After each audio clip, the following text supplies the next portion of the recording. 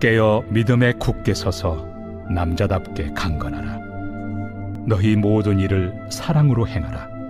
형제들아, 스데바나의 집은 곧 아가야의 첫 열매요 또 성도 섬기기로 작정한 줄을 너희가 아는지라. 내가 너희를 권하노니 이 같은 사람들과 또 함께 일하며 수고하는 모든 사람에게 순종하라. 내가 스데바나와 부드나도와 아가이고가 온 것을 기뻐하노니 그들이 너희의 부족한 것을 채웠습니다. 그들이 나와 너희 마음을 시원하게 하였으니 그러므로 너희는 이런 사람들을 알아주라. 아시아의 교회들이 너희에게 문안하고 아굴라와 브리스가와 그 집에 있는 교회가 주 안에서 너희에게 간절히 문안하고 모든 형제도 너희에게 문안하니 너희는 거룩하게 입맞춤으로 서로 문안하라. 나 바울은 친필로 너희에게 문안하노니 만일 누구든지 주를 사랑하지 아니하면 저주를 받을지어다. 우리 주여 오시옵소서. 주 예수 그리스도의 은혜가 너희와 함께하고 나의 사랑이 그리스도 예수 안에서 너희 무리와 함께할지어다. 오늘 말씀 보시면은요, 이 문제도 많고 탈도 많았던 고린도 교회 성도들에게 바울이 마지막으로 권면을 합니다. 보시면은 13절 14절에 깨어서 믿음에 굳게 서서 남자답게 강건하라. 너희 모든 일을 사랑으로 행하라. 하나하나가 굉장히 중요한 권면입니다. 또 이것은 우리를 향한 권면이기도 합니다. 우선 첫 번째는 깨어 있으라는 것이죠. 영적인 분별력을 갖고 있으라는 것입니다. 여기서 굉장히 중요한 것이 말씀과 기도죠. 또 둘째로 믿음에 굳게 서 있어라. 여러분, 이 믿음이라는 것은요, 굉장히 중요한 부분이에요. 이 믿음으로 굳게 서 있어라. 여러분, 욕심이 잉태한 즉 죄를 낳고 죄가 장성한 즉 사망을 낳습니다. 근데 제가 어제 오늘 계속 묵상하다가 이거에 정확히 반대되는 도식을 좀 찾았어요. 그러니까 제 스스로가 연구하던 중에 성령께서 주신 어떤 마음이라고 생각을 하는데요. 욕심이 잉태한 즉 죄를 낳고 죄가 장성한 즉 사망을 낳는 것의 반대가 뭐냐면은 욕심 대신에 들어갈 수 있는 게 뭔지 아십니까? 바로 믿음이에요. 이 믿음이 있으면 우리가 욕심에서 자유해져요. 이 만나 사건이 그렇지 않습니까? 이게 이제 내일은 또 만나를 안 주실지 몰라 이런 불신이 있으니까 막 쌓아놓으려는 욕심이 생기는 거거든요. 거꾸로 우리가 정말 믿음은 욕심에서 자유해져요. 근데 욕심이 잉태한 즉 죄를 낳는 것처럼 믿음은 결국에 의를 가져와요. 우리에게 의로움을 허락해 주시죠. 그리고 이 의가 바로 이 사망의 반대죠. 이 부활로 가는 그 생명을 허락해 줍니다. 즉 의가 부활로 가는 키인 거예요. 자, 그래서 여러분, 이 믿음이라는 것이 굉장히 중요합니다. 이 믿음에 굳게 서라는 것입니다. 또 이 믿음이라는 것은 또 동시에 말씀 위에 굳게 서라는 그런 말씀이죠. 여러분, 말씀 한 구절은요, 너무 강력해서 우리로 하여금 10년도 더 버티게 해요. 이 말씀 한 구절이 갖고 있는 힘이 굉장히 강력합니다. 사람이 100마디 말을 해줘도 다 기억도 안 나고 잊어버리고 하는데요. 하나님의 그 말씀은 정말로 심령 안에 제대로 꽂히면 이 말씀 하나 때문에 10년도 버티게 되는 거예요. 시편 23편 1절에 여호와는 나의 목자시니 내가 부족함이 없으리로다.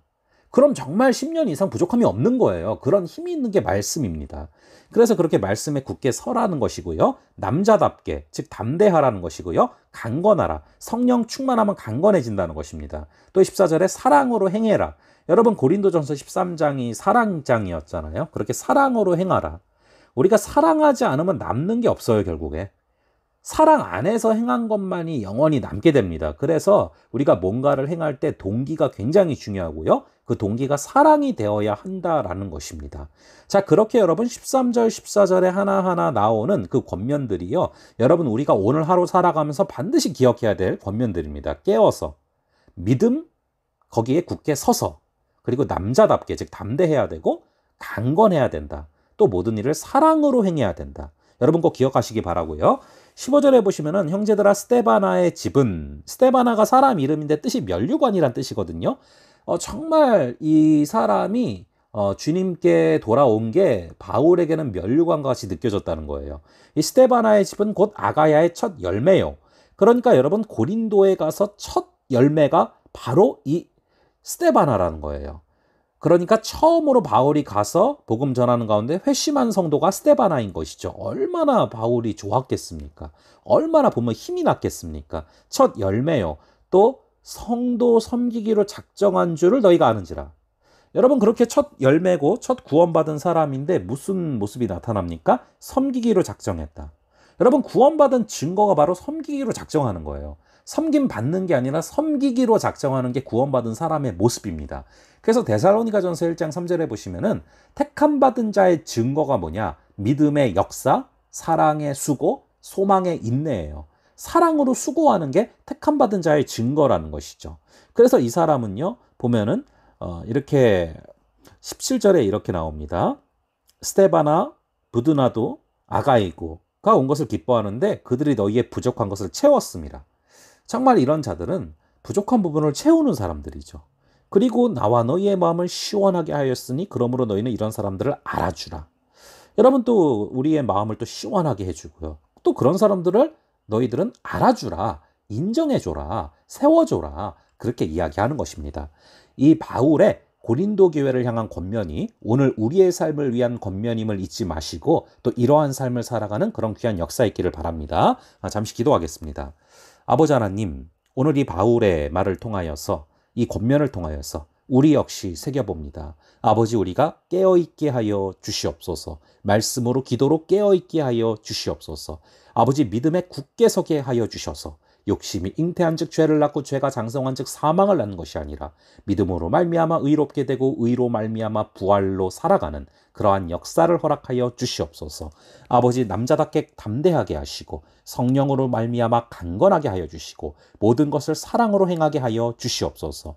아버지, 마치 스데바나처럼 섬기기로 작정하는 그 모습이 우리 안에 날마다 충만히 넘치게 하여 주시고 날마다 공동체의 부족한 부분들 나의 은사로 나에게 주신 것으로 날마다 채워가는 은혜를 허락하여 주시고 우리 주변의 마음을 시원하게 하여 주시고 아버지, 또한 우리가 그런 자들이 있을 때 우리가 알아주고 인정하여 주는 그런 귀한 은혜를 허락하여 주시옵소서. 주님께서 함께하여 주실 줄을 믿사오며 이 모든 말씀 우리 주 예수 그리스도의 이름으로 기도합니다. 아멘.